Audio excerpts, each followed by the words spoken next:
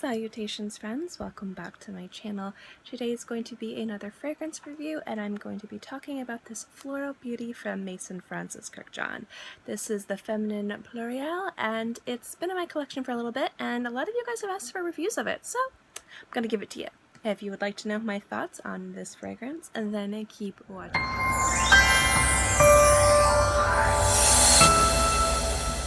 Bottle's so long, look. The little name's wearing off, whatever. This fragrance has been around from 2014, and obviously the nose behind it is Francis Kurkdjian, since it's the Maison Francis Kurkdjian. I talked about this in a lot of my different list videos because this is a really beautiful and delicate and very romantically whimsical floral fragrance, but I did want to give you guys a more solid review of it. That way, if I do more of these lists and you guys want to know the reasons why it's added to the list, you can come back to this video. So the first thing I'm going to talk about is the notes, and I have the notes over here on my screen. I will read them for you like usual, and then I'll get into longevity and sillage. The notes in this are iris, violet, grass rose, Egyptian jasmine, lily of the valley, orange blossom, vetiver, and Indonesian patchouli. Now, I love the jasmine in this, but this did not make it to my favorite jasmine fragrances. I'll link that video below if you're interested, because the jasmine is mixed in beautifully with this, and it's not a very distinctively jasmine fragrance, but it is a very beautiful fragrance that has jasmine in it. The way that I've described this fragrance in the past is it's very effervescent, it's very whimsical, it's a very light floral on the skin. It reminds me of like the Maid of Honor's bouquet or the Flower Girl's flowers. It's romantic and it's definitely a bouquet of florals. It's not, at least to my nose, do understand whenever I do these reviews, it's based purely on my nose and my experiences. Everyone's different. I don't distinctively get one note or the other right away. You kind of have to go searching for it. Instead, it's a beautiful banquet of florals when you first apply this to your skin, and it's really, really nice. The thing that I love most about this is as it comes in, the vetiver comes more and more, and then the longer that you wear it, probably after about an hour or two is when I get the patchouli, and I love the way that it develops on my skin. The entire time it remains very light and effervescent, but it's still a very pretty fragrance that has a nice, very interesting and delicate fragrance story. If you guys don't know what a fragrance story is, it's my way of saying how a fragrance develops on your skin. You apply it, you get the top notes, then the middle notes, and the base notes, and it's basically how that plays about on your skin. Some fragrances don't really have much of a fragrance story. They're just really strong upon first application, then it wears down and you don't get different notes and different experiences throughout the day. But this has a very beautiful, a light fragrance story to it. You do get the beautiful flowers, the iris, and the violet, and the jasmine, and the rose throughout the entire wear, but it starts to get a little bit more complex the longer you wear it, and that's from the vetiver and the patchouli. It's a beautiful feminine fragrance. I think that this is just light enough to wear if you work in an office or you're going to class. If you don't overspray this, I think this might be a very lovely fragrance to wear. I wouldn't overspray this to going to an office or a classroom because of the patchouli and the vetiver. Sometimes people have issues with those notes, so do proceed with caution if you're going to overspray it, because after an hour or two those notes are going to become more apparent, and if you're sitting next to somebody for 6 to 8 hours a day and they don't like it, you could make an enemy or make them very mad. So I am just going to throw that out there, but I do think that this is just light enough to where it won't be an issue if you spray it once or twice.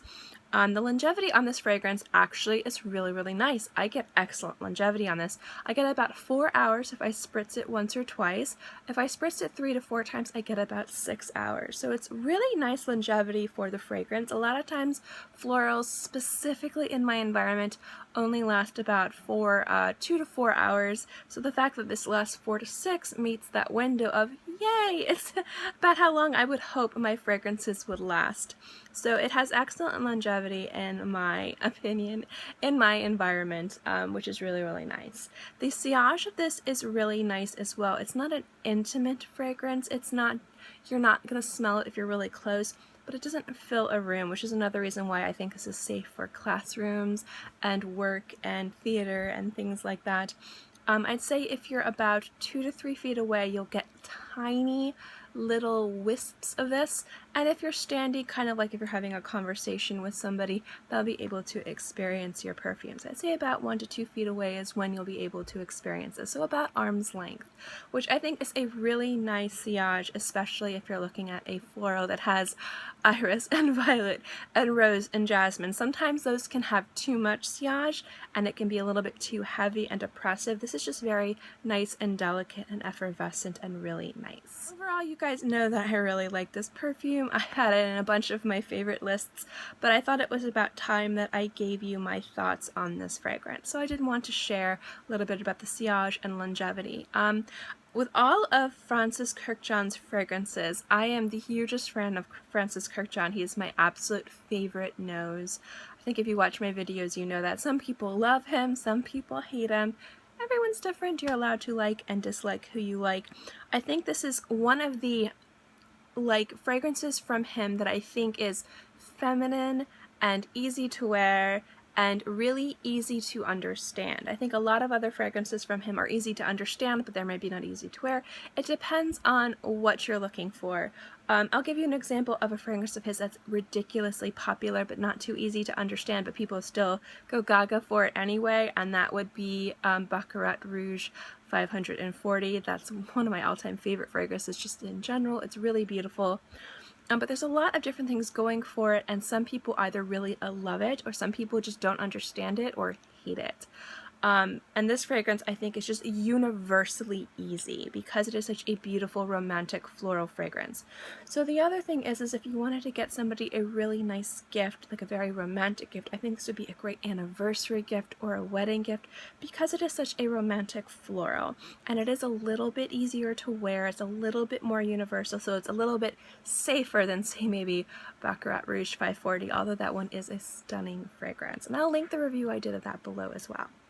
So yeah, that's my thoughts on this guy. I hope you guys like this review. If you have any questions on this fragrance, or if you have any reviews yourself or critiques, if you think I'm giving this too much praise or not enough praise, let me know below. I'd love to know what you guys think about this fragrance, and some of, what are your favorite fragrances from Francis Kurkdjian. It could be from Maison Francis Kurkdjian, it could be from the work that he did for other perfume houses. I'd love to know what you guys think. So let me know in the comments. As always, I hope you guys liked this review. If you like videos like this, specifically my fragrance videos, give this video a thumbs up. It lets me know to continue doing videos like this. And also don't forget to subscribe. It's free, and I'm free, and I put out new videos every Monday through Friday, and sometimes on the weekends as well. So I'll always have something for you to watch. In any case, I hope you guys are all happy and healthy and have a great day, month, year, whatever. And I'll see you next time. Bye!